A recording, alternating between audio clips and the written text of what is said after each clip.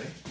Let's talk about your homework last night, was to explain a few properties of things that you are familiar with. First thing, water. Why does water love itself so much? Well, really, this oxygen here is very polar. This hydrogen is not so polar. This bond is very polar. So this is partially negative and partially positive. And it has a polar reaction with another partially negative, partially positive. It's an extra strong reaction because this hydrogen is tiny. It only has one proton and one electron, but we get in very close. It's a very strong reaction. A strong interaction, more like. So these stick to each other really well. And you saw that in the lab when you had drops of water and you put them on a penny and you could fill a whole lot of them because they really like themselves. Also, when you heat up water, it takes a lot of energy to actually boil the darn thing. Versus something like ethanol, isopropyl alcohol, when you have a cut, it feels cool to the touch. That means it's evaporating really easily and really quickly. That means that it doesn't stick to itself very much. So isopropyl alcohol has some non-polar carbons and hydrogens. It has an OH on here that forms hydrogen bonds with water. So actually this dissolves really well with water. But it doesn't stick as strongly as this OH because it has two OHs here that can hydrogen bond. This one only has one OH and this non-polar thing. Same thing with ethanol, which is the main ingredient of hand sanitizer, which I actually made at home with pure alcohol that I got online. It was a challenge, but it's kind of fun. So hand sanitizer is about 60% ethanol in water, and it dissolves really well.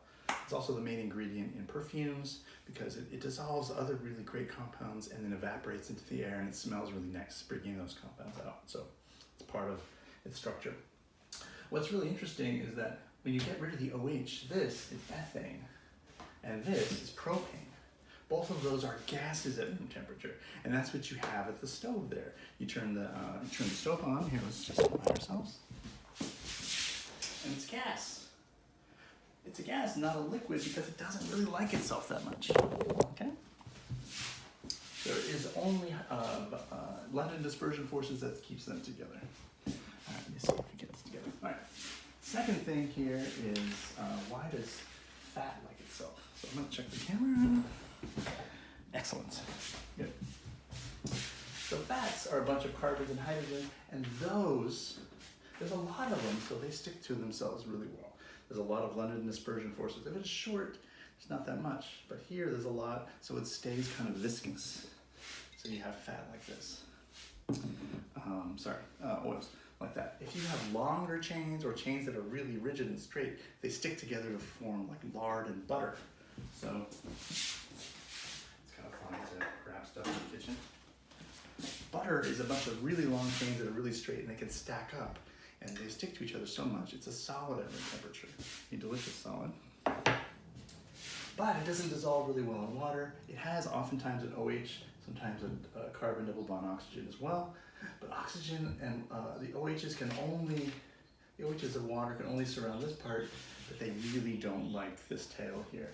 So it doesn't dissolve. So I have oil on my hands now. The only way I'm going to get it off is with soap. And how does soap work? Soap is basically a fat molecule that reacts with the base. The base pulls off the hydrogen and it makes an ionic compound. That sticks even more to water.